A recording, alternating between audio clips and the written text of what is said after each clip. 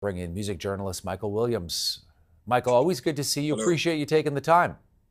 No problem. For Harry, anything, man. Yeah, your reaction, Michael, to this news. I mean, not unexpected given his age, but what a hmm legacy, what a life.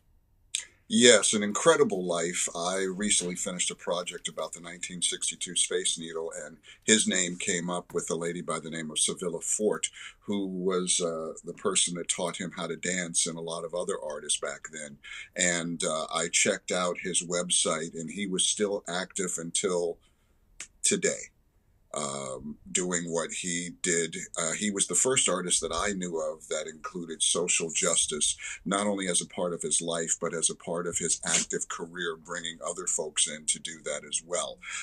Back in 1961, 62, Bob Dylan, the first recording he did was a recording of the Midnight Special with Harry Belafonte, and Harry Belafonte was quite the taskmaster. He made Bob work for it, and Bob wasn't too happy about that, but the recording came out great. And then, of course, there's Deo. There was Island, I believe it was called Island in the Sun, where he represented himself quite well on screen.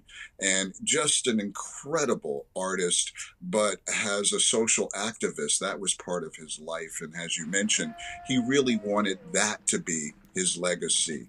And he did a wonderful record. I believe it's called The Long Walk Home, that I bought for my son on Buddha Records. It's a compilation of African American music, but he takes it right back to Africa and then goes into Sonny Terry and Brownie McGee and all the songs from the Caribbean, the things that made his life rich and the things that he thought people should hear when it came to music and Africans.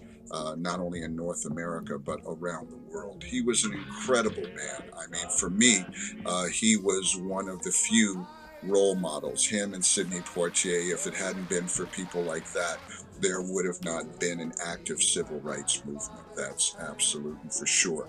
But the crowning glory for me was in 2013 when Public Enemy asked him to induct them into the Rock and Roll Hall of Fame. And as my friend Duke Eatman had just told me, I called him up just before I got to you. And he said, now, remember that the Rock and Roll Hall of Fame didn't want Harry Belafonte to induct Public Enemy because he was too controversial. How could you possibly be more controversial than Public Enemy? But he did it brilliantly, and he was just an incredibly wonderful man. And what a way to tie the generations together is through his life. So I wish him Godspeed, and thank you for calling me to do this, because to be able to say anything to him or about him is just an honor and a privilege. And I was just about to reach out to him recently, and well, can't do that now, but still, his legacy is wonderful, and it's something we should all follow and use to inspire us. Some wonderful words and poignant as well. Thanks so much for this, Michael. I always like getting you Thank on the you. program. Much appreciated. Nice to be here. Thank you.